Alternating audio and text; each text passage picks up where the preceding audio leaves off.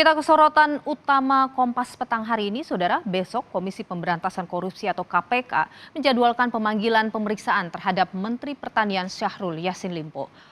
Menteri Pertanian Syahrul Yassin Limpo diminta hadir memenuhi pemanggilan KPK besok pada pukul 9.30 pagi. Kepala Bagian Pemberitaan KPK Ali Fikri menyebut pemanggilan Yassin Limpo terkait dengan dugaan korupsi di tubuh Kementerian Pertanian. Sebelumnya sudah ada puluhan orang yang dimintai keterangan sejak awal Januari. Beberapa yang dipanggil merupakan aparatur sipil negara dan juga pejabat di lingkungan Kementerian Pertanian.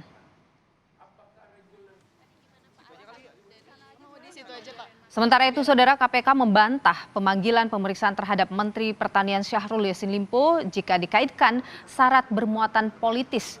Kepala Bagian Pemerintahan KPK Ali Fikri memastikan pengusutan dugaan korupsi di Kementerian Pertanian itu murni penegakan hukum.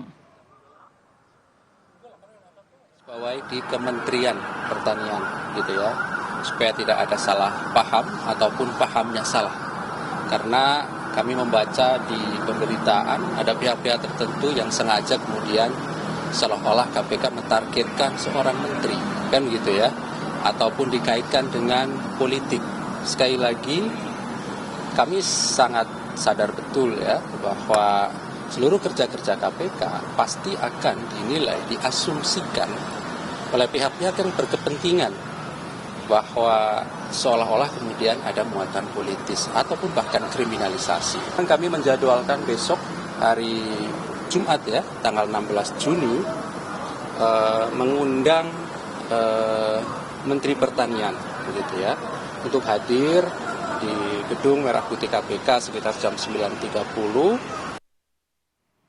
Presiden Joko Widodo merespons kasus dugaan korupsi yang menyeret Menteri Pertanian Syahrul Yassin Limpo. Jokowi menyebut sering mengingatkan menterinya untuk berhati-hati mengelola uang negara. Jokowi pun menyerahkan pengusutan kasus ini ke KPK.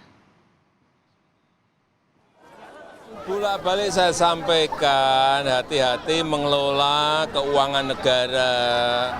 Karena kita kelola ini di setiap kementerian gede banget.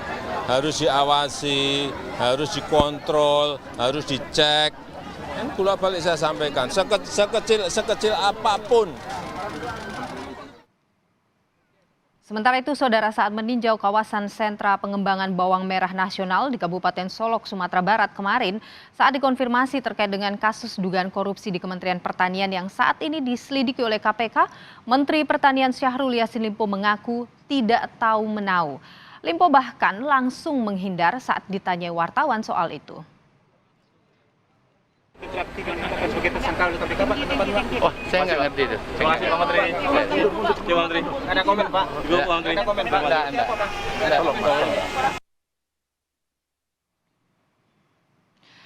Dan Saudara, informasi terkini soal penyelidikan kasus dugaan korupsi di Kementerian Pertanian akan disampaikan oleh jurnalis Kompas TV. Ada Dian Silitonga yang sudah berada di Gedung Merah Putih KPK saat ini.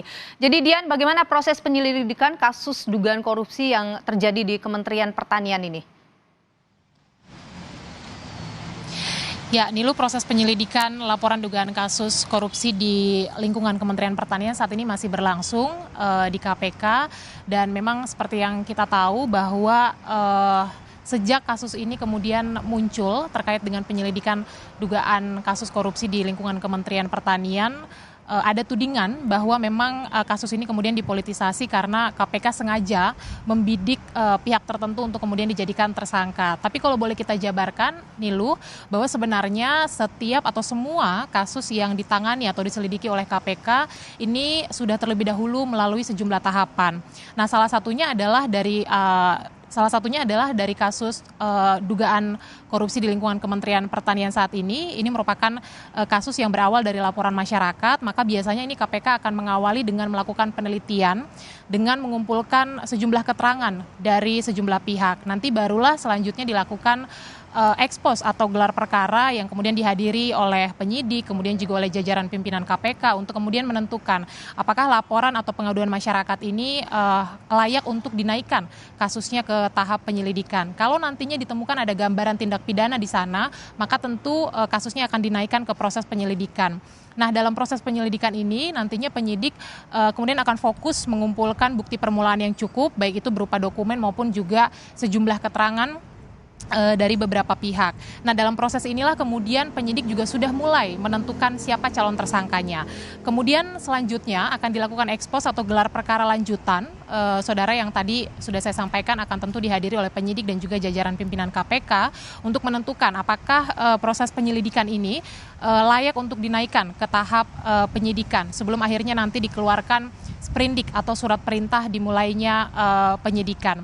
Nah, kita dengarkan terlebih dahulu pernyataan dari Kepala Bagian Pemberitaan KPK Ali Fikri terkait dengan penanganan atau proses penyelidikan kasus di KPK. Salah satunya adalah penyelidikan kasus dugaan korupsi di lingkungan Kementerian Pertanian berikut ini. Proses berikutnya, kalau kemudian kami menemukan peristiwa pidananya bahwa kemudian ada dugaan korupsi, kemudian kami temukan pihak yang bisa dipertanggungjawabkan secara hukum, pasti nanti kami pada gilirannya tingkatkan pada kegiatan penyidikan. Nah, proses berikutnya baru proses justisia dengan memanggil pihak-pihak lain, baik itu sebagai saksi, sebagai tersangka, upaya paksa, dan lain-lain.